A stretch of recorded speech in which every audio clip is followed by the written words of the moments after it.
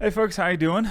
In this beautiful morning, I want to read you a very beautiful book published in 1997 by Robert Kiyosaki, Rich Dad, Poor Dad. So back in 1997, when this book came out, it went crazy. It became a bestseller, and to the time that I was a teenager, it was all over my country as well, Iran. There were many translations from this book, and people were reading it and they loved it. But back then I was thinking that what a book it could be. I mean, it's like somebody is writing about becoming rich. If you want to become rich, just go and get rich yourself. Why do you write a book about it? And for a long time, I didn't touch this book. Until recently, I watched an interview from Robert Kiyosaki, and the way that he was talking about made a lot of sense. And he was kind of like talking my language. And I could understand him, so I thought might be his book is not all about making money, and maybe it's all about some sort of bigger picture concepts. He's trying to teaching you things through what he had in life himself.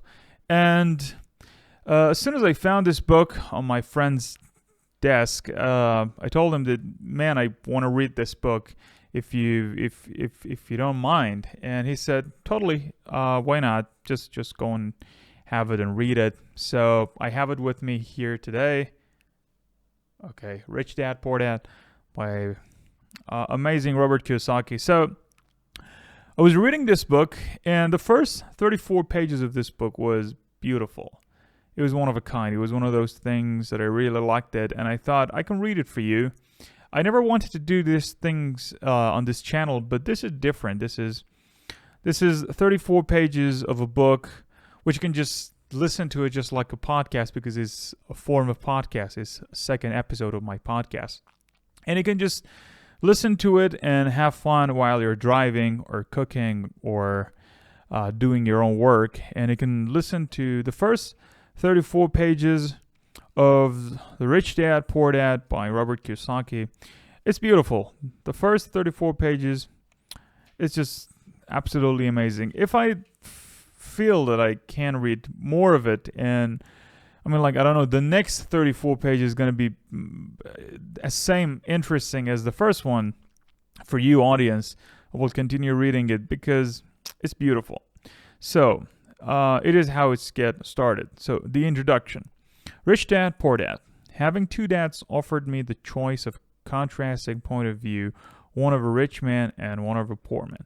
The very great things about this book is that Robert Kiyosaki stays very skeptical about whatever that is happening to him, even while he was a little kid grown up in Hawaii.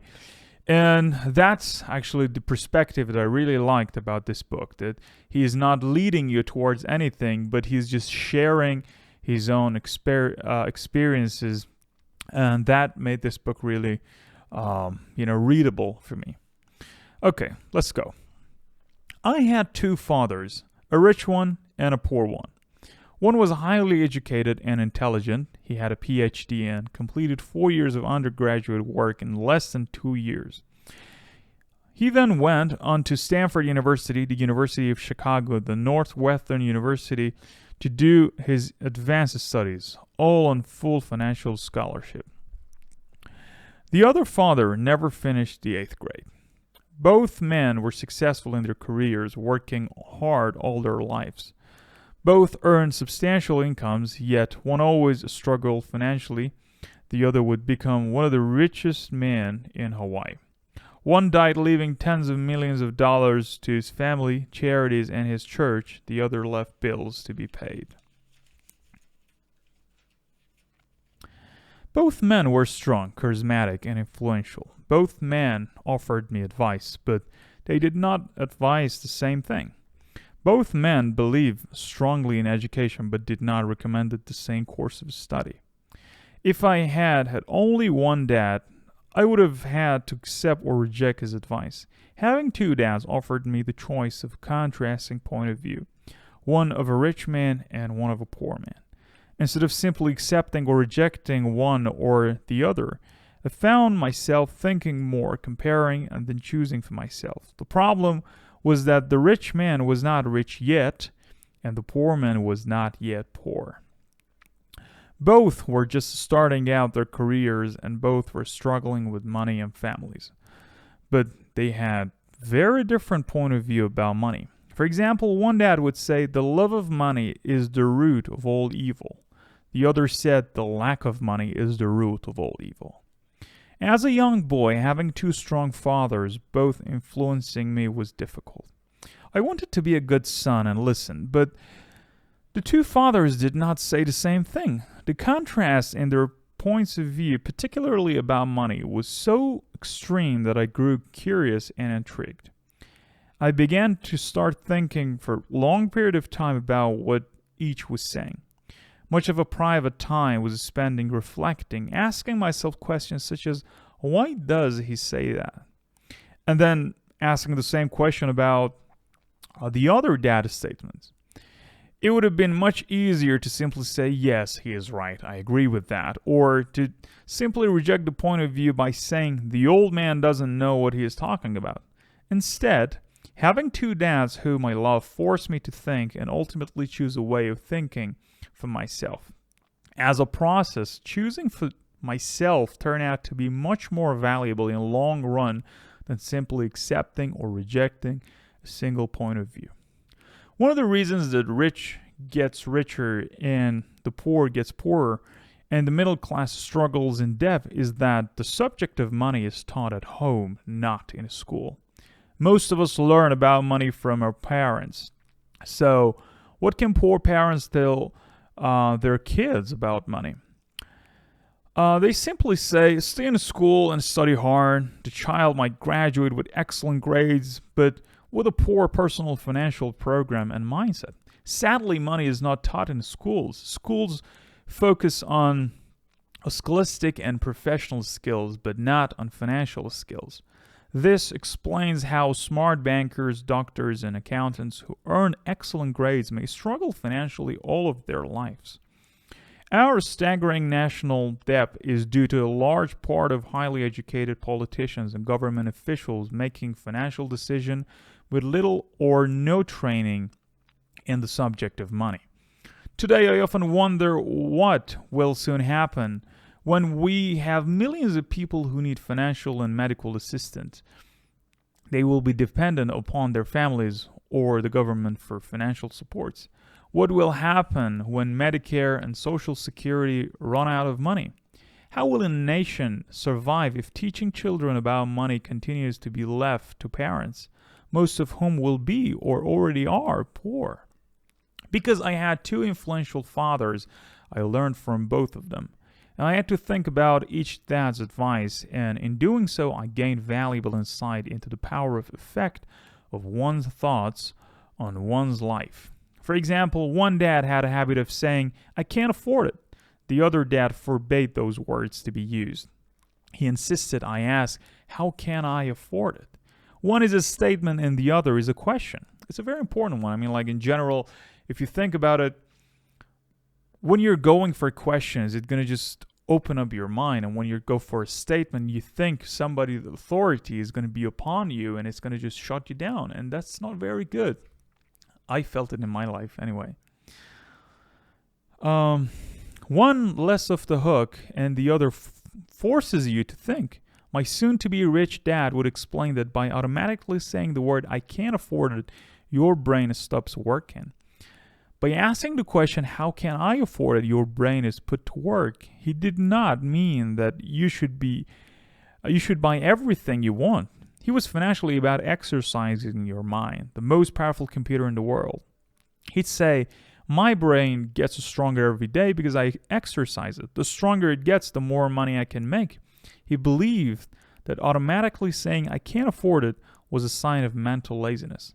Although both dads worked hard, I noticed that one dad had a habit of putting his brain to sleep when it came to finances, and the other had a habit of exercising his brain. The long-term result was that one dad grew stronger financially, but the other grew weaker. It is not much difference from a person who goes to the gym to exercise on a regular basis versus someone who sits on the couch watching televisions. Proper physical exercises increases your chance of health. and proper mental exercise increases the chance for wealth. My two dads had opposing attitude, and that affected the way they thought. One dad thought that the rich should pay more in taxes to take care of those less fortunate. The other said taxes punishes those who produce and reward those who don't produce. One dad recommended study hard so you can find a good company for work for. The other recommended study hard so you can find a good company to buy. One dad said, the reason I'm not rich is because I have you kids. The other said, the reason I must be rich is because I have you kids. One encouraged talking about money in business at the dinner table, while the other forbade the subject of money to be discussed over a meal. One said, when it comes to money, play it safe. Don't take risks. The other said, learn to manage risk. One believed our home is our largest investment and our valuable asset. The other believed my house is a liability, and if your house is your largest investment, you're in trouble. Both dad paid their bills on time, yet one paid his bill first while the other paid his bills last. One dad believed in a company or the government taking care of you and your needs. He was always concerned about pay raises, retirement plans, medical benefits, sick leave, vacation days, and other perks. He was impressed with two of his uncles who joined the military and earned retirement and entitlement package for life after 20 years of active service. He loved the idea of medical benefits and PX privileges the military provided its retires. He also loved the tenure system available through the university. The idea of job protection for life and job benefits seems more important in time than the job. He would often say, I worked hard for government and I'm entitled to these benefits.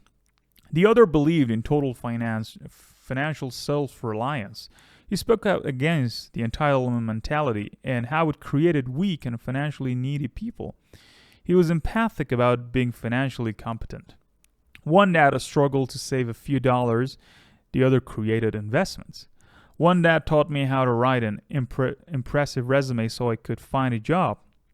The other taught me how to write strong business and financial plans so I could create jobs. Being a product of two strong dads allowed me the luxury of observing the effect different thoughts have on one's life. I noticed that people really do shape their life through their thoughts. For example, my poor dad always said, I never be rich, and that prophecy became reality. My rich dad, on the other hand, always referred to himself as rich. He would say things like, I'm a rich man, and rich people don't do this. Even when he was flat broke after a major financial setback, he continued to say he referred to himself as a rich man. He would cover himself by saying, there is a difference between being poor and being broke. Broke is temporary, poor is eternal. My poor dad would say, I'm not interested in money, or money doesn't matter. My rich dad always said money is power. The power of our thoughts may never be measured or appreciated, but it became obvious to me as a young boy that it was important to be aware of my thoughts and how I express myself. I noticed that my poor dad was poor not because of the amount of money he earned, which was significant, but because of his thoughts and actions. As a young boy having two fathers, I became acutely aware of being careful about which thoughts I choose to adopt as my own.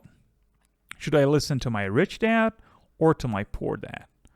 Although both men had tremendous respect for education and learning, they disagreed about what they thought was important to learn. One wanted me to study hard, earn a degree, and get a good job to earn money. He wanted me to study to become a professional, an attorney, or an accountant, and to go to business school for my MBA. The other encouraged me to study to be rich, to understand how money works, and to learn how to have it work for me. I don't work for money. Were words he found repeat over and over. He would repeat over and over. Money works for me.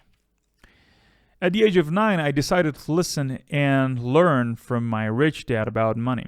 In doing so, I chose not to listen to my poor dad, even though he was the one with all the college degree. Over the years, I have often reflected upon Robert Frost's poem. Choosing not to listen to my highly educated dad's advice and attitude about money was a painful decision, but it was a decision that shaped the rest of my life. Once I made up my mind about whom to listen to, my education about money began. My rich dad taught me over a period of 30 years until I was 39 years old. He stopped once he realized that I knew and fully understood what he had been trying to drum into my often thick skull. Money is one form of power, but what is more powerful is financial education. Money comes and goes, but if you have the education about how money works, you gain power over it and you can begin building wealth. The reason positive thinking alone does not work is because most people went to school and never learn how money works. So they spend their lives working for money. Because I was only 9 years old when I started, the lesson my rich dad taught me were simple. And when it was all said and done, there were only 6 main lessons repeated over 30 years. This book, about those 6 lessons, put as simply as possible, just as simply as my rich dad put forth those lessons to me. The lessons are meant not to be answered, but guideposts that will assist you and your children to grow wealthier no matter what happens in a world of increasing change and uncertainty. So, we're going for the chapter 1, lesson 1. So, what is the lesson 1? The rich don't work for money. It's a very important one. I really like this lesson. Let's see what it says. It starts with the poor and the middle class work for money. The rich have money work for them. Dad, can you tell me how to get rich? My dad put down the evening paper. Why do you want to get rich, son? Because today Jimmy's mom drove in their new Cadillac and they were going to their beach house for the weekend. He took 3 of his friends, but Mike and I weren't invited. They told us we weren't invited because we were poor kids. They did? My dad asked incredulously. All right. Yes, they did, I replied in a hurt tone. My dad silently shook his head, pushed his glasses up to the bridge of his nose, and went back to reading the paper. I stood waiting for an answer.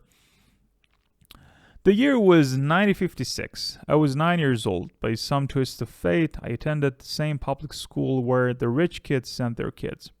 We were in primarily a sugar plantation town.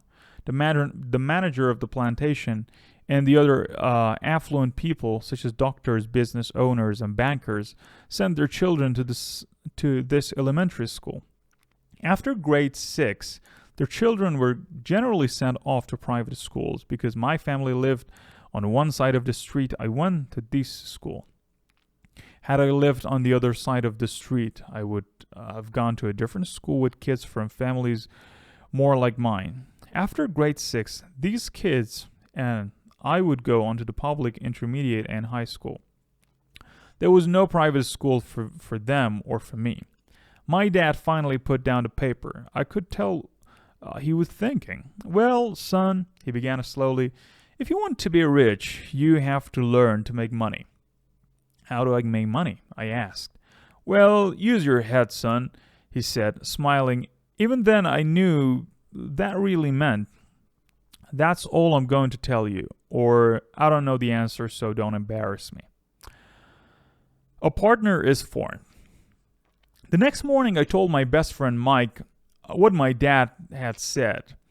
As best as I could tell, Mike and I were the only poor kids in the school. Mike was also in the school by a twist of fate. Someone had drawn a jog and a line for the school district, and we wound up in a school with the rich kids. We weren't really poor, but we felt as if we were because all the other boys had new baseball gloves, new bicycles, new everything. Mom and Dad provided us with the basics, like food, shelter, and clothes. But that was about it. My dad used to say, if you want something, work for it.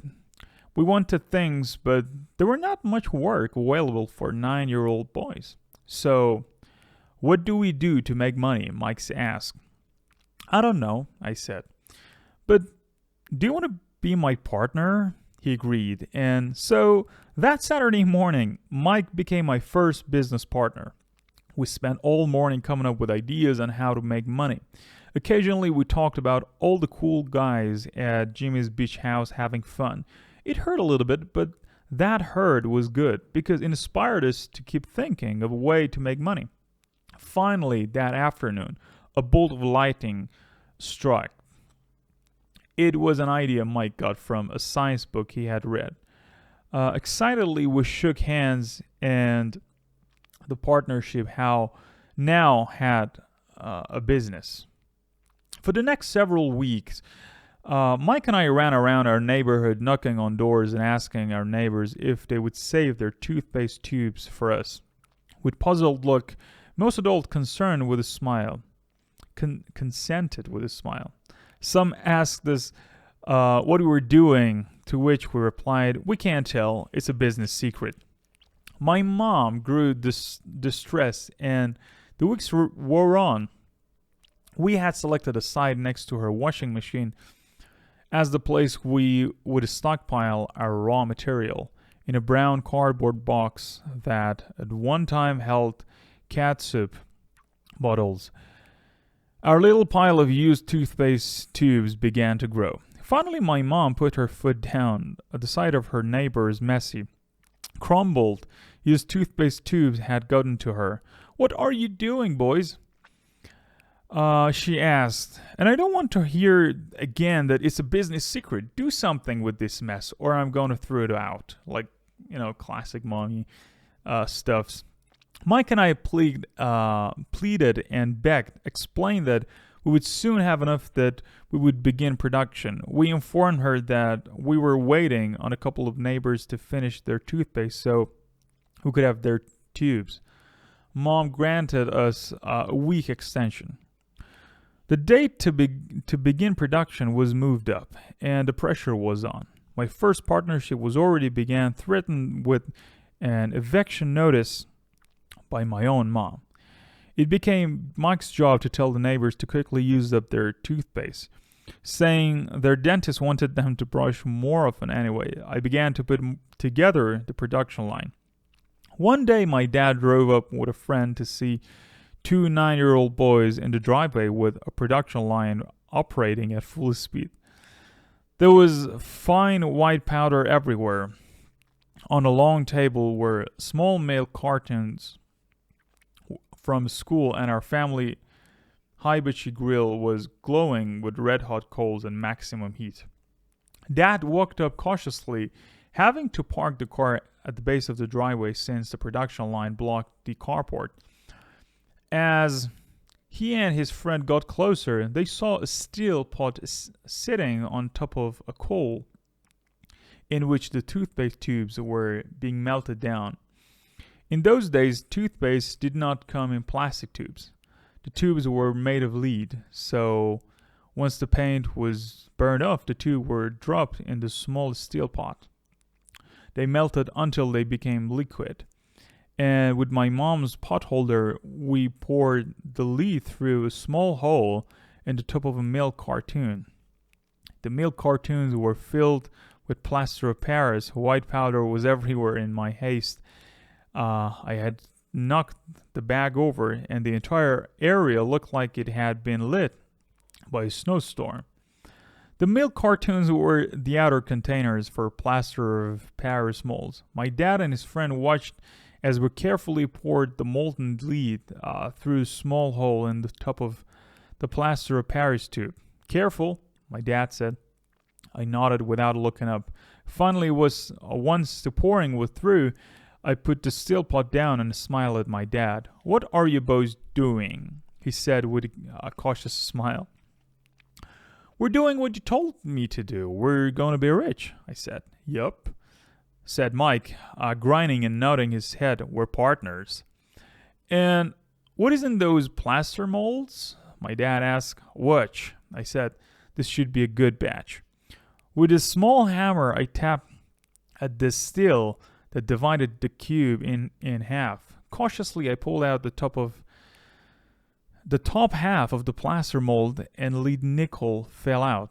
Oh no, my dad exclaimed. You're casting nickels out of lead. That's right, Mike said. We're doing as you told us to do. We're making money. My dad, for in turn out, burst into laughter. My dad smiled and shook his hand.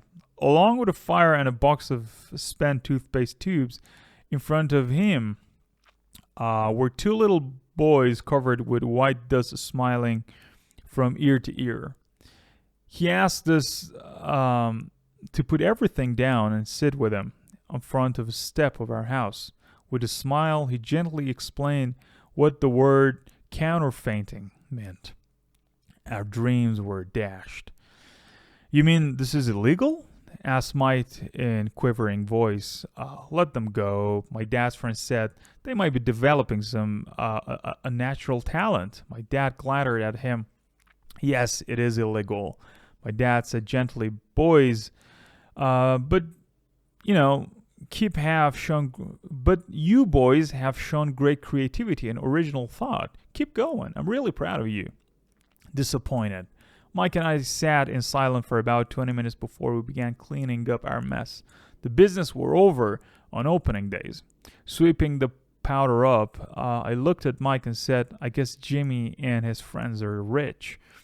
And they're right. We're poor. My father was just leaving as I said, boys, he said. You're only poor if you give up. The most important thing is that you did something. Most people only talk and dream of getting rich. You've done something. I'm very proud of you too. I will say it again. Keep going. Don't quit. Mike and I stood there in silence. They were nice words, but we still did not know what to do. So how come you're not rich, Dad? I asked. Because I chose to be a school teacher. School teachers really don't think about being rich. We just like to teach. I wish I could help you, but I really don't know how to make money. Mike and I turned and continued our cleanup. I know, said my dad. If you boys want to learn how to be rich, don't ask me. Talk to your dad, Mike. My dad? Asked Mike with his scrunched up face. Yeah, your dad.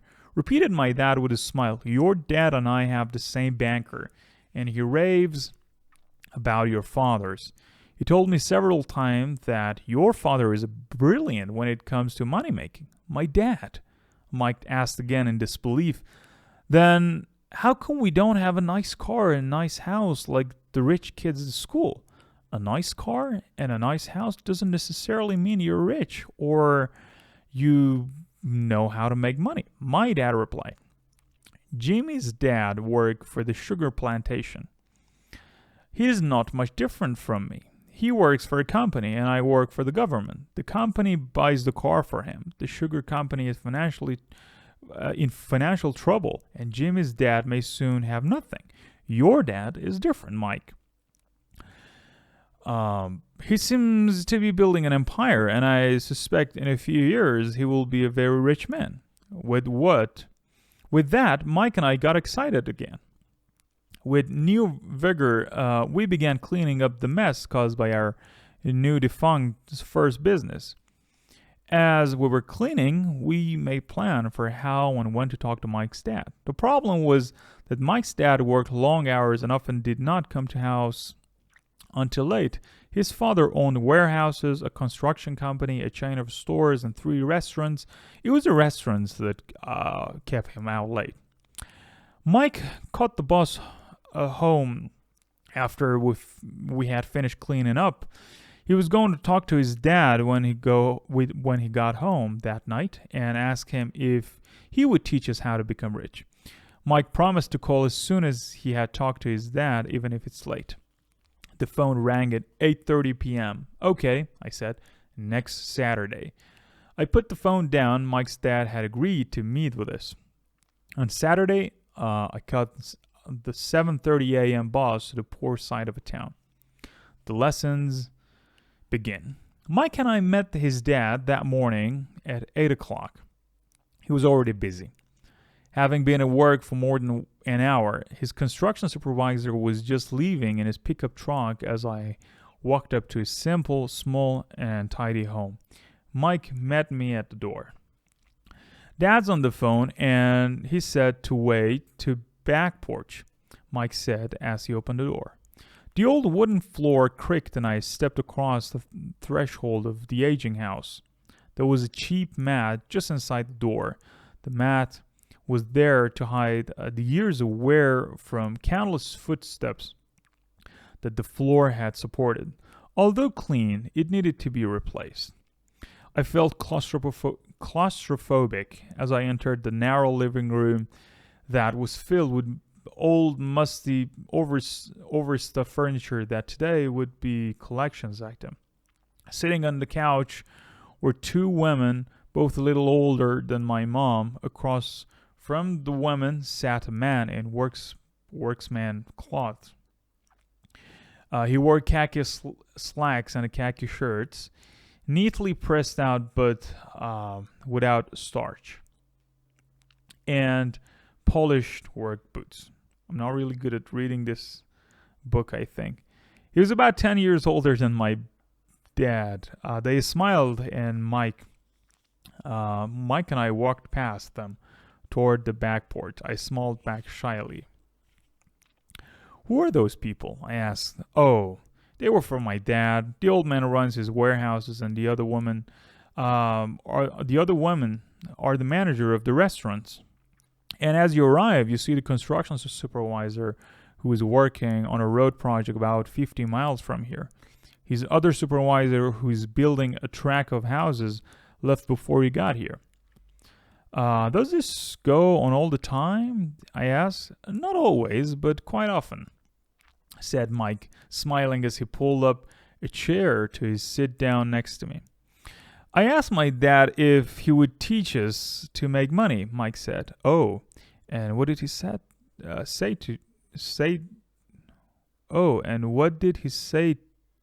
to that? Very new line. I never read this line. Oh, and what did he say to that? I asked with cautious curiosity. Well, he had a funny look on his face at first, and then he said he would make us an offer. Oh, I said, rocking my chair back against the wall, and I sat there perched on two rear legs of the chair. Mike did the same thing. Do you know what the offer is? I asked. No, but we'll soon find out. Suddenly, Mike's dad burst through the rickety screen door and onto the porch. Mike and I jumped to our feet, not out of respect, but because we were startled. Ready, boys? He asked, and he pulled up a chair to sit down with us. We nodded our head as we pulled our chair away from the wall to sit in front of him. He was a big man, about 6 feet tall and 200 pounds. My dad was taller, about the same weight, and 5 years older than Mike's dad. They sort of looked alike, though not of the same ethnic makeup. Maybe their energy was similar. Mike says you want to learn to make money. Is that correct, Robert? I nodded my head quickly, but with a little trepidation. He had a lot of power behind his word and smiled. Okay, here's my offer. I'll teach you, but I won't do in classroom style. You work for me, I'll teach you. You don't work for me, I won't teach you. I can teach you faster if you work for me, and I'm wasting my time if you just want to sit and listen like you do in school. That's my offer. Take it or leave it. May I ask a question first? I asked. No, take it or leave it. I've got too much work to do to waste my time. If you can make it your mind decisively, then you'll never learn to make money anyway. Opportunities comes and go. And being able to know when to make quick decision is an important skill. You have the opportunity that you ask for. School is beginning. is over in 10 seconds, Mike's dad said with a teasing smile. Take it, I said. Take it, said Mike. Good, said Mike's dad. Mrs. Martin will be by in 10 minutes. After I'm through with her, you'll ride with her to my superiority and you can begin working. I'll pay you 10 cents an hour and you'll work 3 hours every Saturday. But I have a softball game today, I said. Mike's dad lowered his voice to stern tone. Take it or leave it, he said. I'll take it, I replied, choosing to work and learning instead of playing. 30 cents later. By 9 a.m. that day, Mike and I were working for Mrs. Martin. She was a kind, a patient woman. She always said that Mike and I reminded her of her 2 grown sons. Although kind, she believed in hard work and kept us moving. We spent 3 hours taking canned goods off the shelves, brushing each can with a feather duster to get the dust off, and then restacking them neatly. It was excruciatingly boring work. Mike's dad, whom I called my rich dad, owned 9 of these little superiorities, each with a large parking lot. They were the nearly version of the 7-Eleven convenience stores, little neighborhood grocery stores where people bought items such as milk, bread, butter, and cigarettes. The problem was that this was Hawaii before air conditioning was widely used, and the stores could not close their doors because of the heat. On 2 sides of the store, the door had to be wide open to the road and parking lot.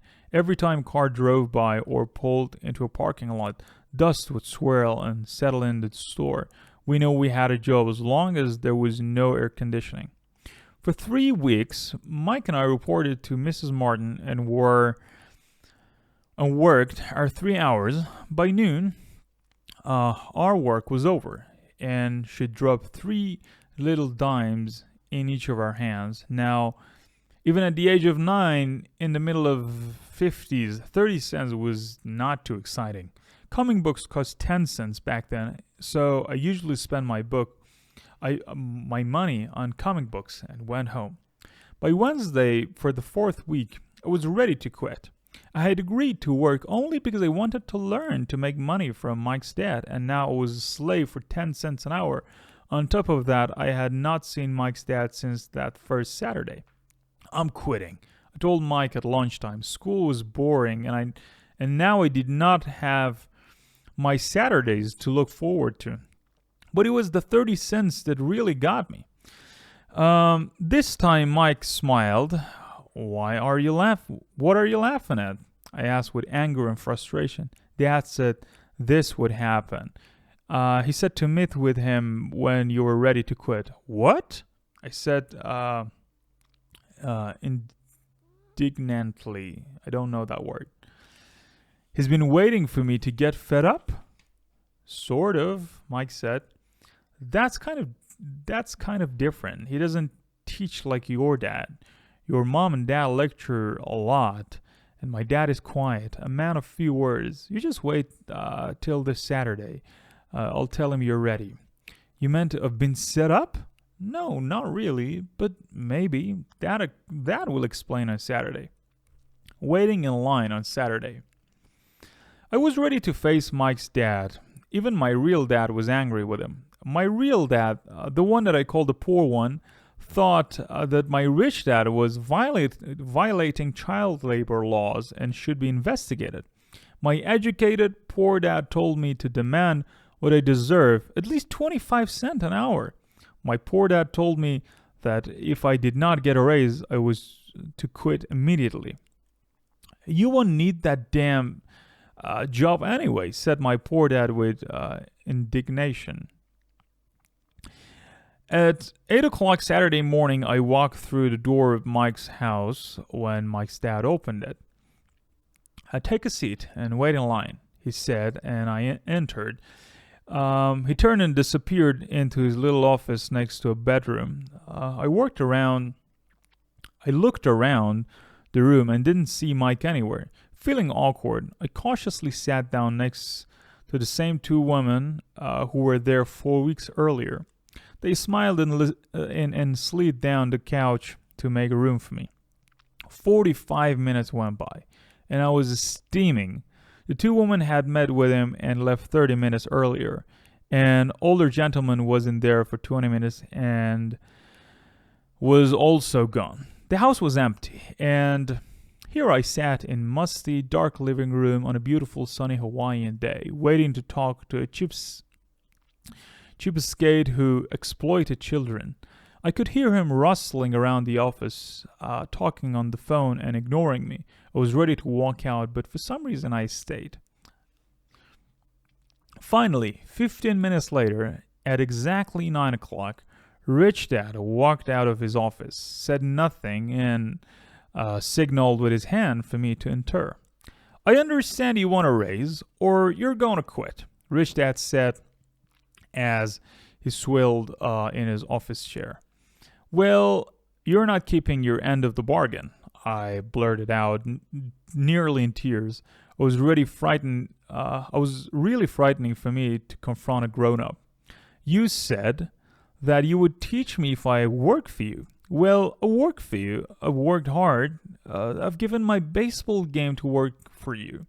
But you haven't kept your words, and you haven't taught me anything.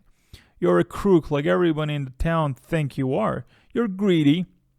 You want all the money and don't care of your employees. You made me wait and don't show me any respect. I'm a little boy, but I deserve to be treated better. Rich Dad rocked back in his swivel chair, hands up to his chin, and stared at me. Not bad, he said.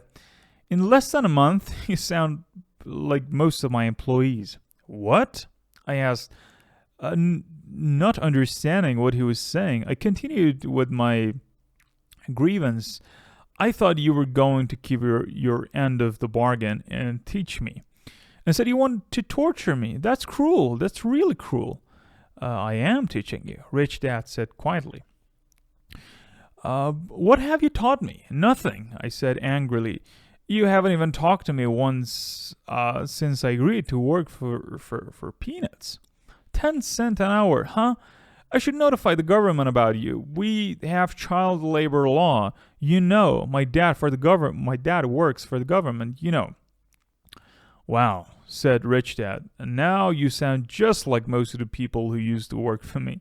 People have either fired or who have quit. So, what do you have to say? I demanded, feeling pretty brave for a little kid. You lied to me. I've worked for you, and you have not kept your word. You haven't taught me anything. How do you know I've not taught you anything? Asked Rich Dad calmly. Well, you've never talked to me. I worked for 3 weeks, and you have not taught me anything, I said with a pout. Does teaching means talking or a lecture? Rich Dad asked. Yeah? Well, I replied. That's how they teach you in school, he said, smiling. But that is not how life teaches you. And I would say that life is the best teacher of all. Most of the time, life does not talk to you. It just sort of pushes you around. Each push is life saying, wake up, there's something I want you to learn. What is this man talking about? I asked myself silently.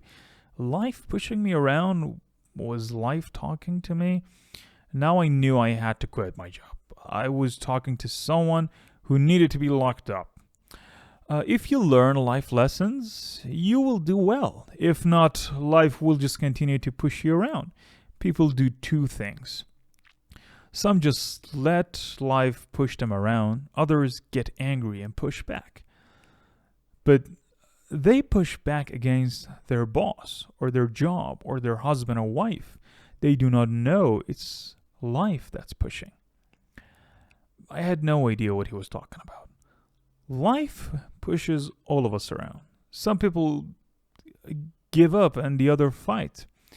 A few learn the lesson and move on. They welcome life pushing them around. To those people, it means they need and learn. They want to learn something. They learn and move on. Most quit and feel like you fight. Rich Dad stood and shut the creaky old wooden window that needed repair. If you learn this lesson, you will grow into a wise, wealthy, and happy young man. If you don't, you will spend your life blaming a job, low pay, or your boss for your own problems. You'll live life always hoping for that big break that will solve all your money problems. Rich Dad looked over at me to see if I was still listening. His eyes met mine. We stared at each other, communicating through our eyes. Finally, I looked away once I had absorbed his message. I knew he was right. I was blaming him. I did ask to learn. I was fighting. Rich Dad continued.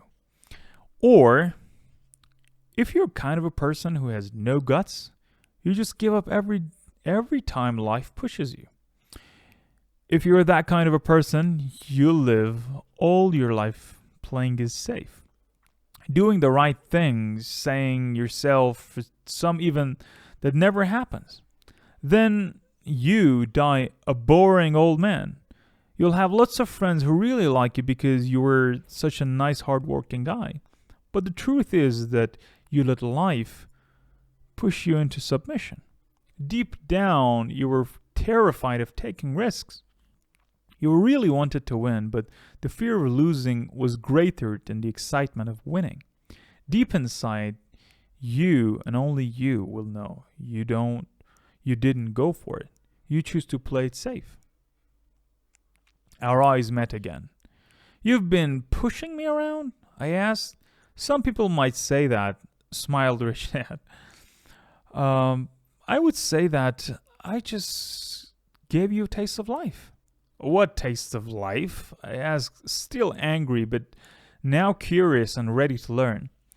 You boys are the first people who have ever asked me to teach them how to make money. I have more than 150 employees, and not one of them asked me that I know about money. They ask me for a job and a paycheck, but, never to teach them about money. So most will spend the best years of their life working for money, not really understanding what it is they are working for. I sat there listening intently. So when Mike told me you want to learn about how to make money, I decided to design a course that mirrored real life. I could talk until I was blue in the face, but you won't hear a thing. So I decided to let life push you around a bit so you could hear me. That's why I only paid you 10 cents. So, what is the lesson I learned from working for only 10 cents an hour? I asked. That's you're cheap and exploit your workers? Rich Dad rocked back and laughed heartedly. Finally, he said, you'd best change your point of view. Stop blaming me and thinking I'm the problem. If you think I'm the problem, then you have to change me. If you realize that you're the problem, then you can change yourself. Learn something and grow wiser. Most people want everyone else in the world to change but themselves. Let me tell you, it's easier to change yourself than everyone else. I don't understand, I said.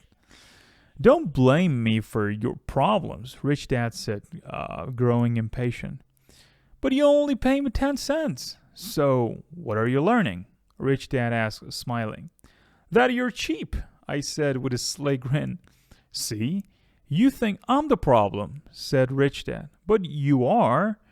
Well, keep that attitude and you'll learn nothing. Keep the attitude that I'm the problem, and what choice do you have? Well, if you don't pay me more or show me more respect and teach me, I'll quit. Well put, Rich Dad said. And that's exactly what most people do. They quit and go looking for another job, a better opportunity, a higher pay, actually thinking that this will solve the problem. In most cases, it won't. So, what should I do? I asked. Just take this measly 10 cents an hour and smile? Rich Dad smiled. That's what the other people do, but that's all they do. waiting for a raise, thinking that more money will solve their problems. Most just accept it, and some take a second job working harder, but again, accepting a small paycheck. I sat staring at the floor, beginning to understand the lesson Rich Dad was presenting. I could sense it was a taste of life, finally. I looked up and asked, "So, what will solve the problem?" This, he said, leaning forward in his chair and tapping me gently on the head. "This stuff between your ears." The head, of course. It was at that moment that Rich Dad shared the pivotal point of view that separated him from his employees and my poor dad, and led him to eventually become one of the richest men in Hawaii, while my highly educated but poor dad struggled financially all his life. It was a singular point of view that made all the difference over a lifetime. Rich Dad explained this point of view over and over, which I call lesson number 1. The poor and the middle class work for money. The rich have money work for them. On that bright Saturday morning, I learned a completely different point of view from what I had been taught by my poor dad. At the age of 9, I understood that both dad wanted me to learn.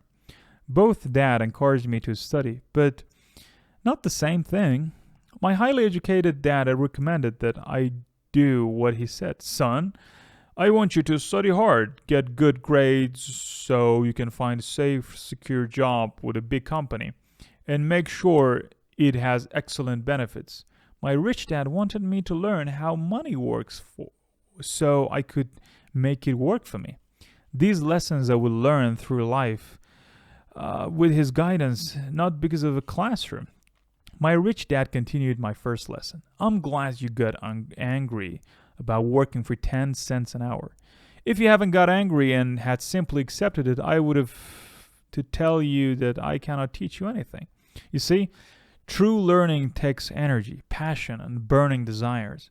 Anger is a big part of that formula. For passion is anger and love combined. When it comes to money, most people want to play it safe and feel secure. So passion does not direct them. Fear does. So is that while they'll take a job with low pay, I asked. "Yes," said Rich Dad. "Some people say I exploit people because I don't pay as much as the sugar plantation or the government. I say the people exploit themselves. It's their fear, not mine." "But don't you feel you should pay them more?" I asked. "I don't have to. And besides, more money will not solve their problems. Just look at your dad. He makes a lot of money, but he still can't pay his bills. Most people giving more money and get into more debt. So that's why the 10 cents an hour," I said, smiling, "is part of the lesson?" "That's right," smiled Rich Dad. "You see, your dad went to school and got an excellent education so he could get a high-paying job, but he still has money problem because he never learned anything about money in school. On top of that, he believes in working for money." "And you don't?" I asked. "No, not really," said the Rich Dad.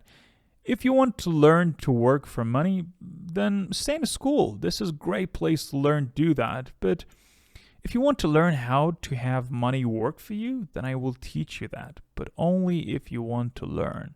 "Wouldn't everyone wants to learn that?" I asked. "No," said Rich Dad. "Simply because it's easier to learn to work for money, especially if fear is your primary emotion when the subject of money is discussed." "I don't understand," I said with a frown.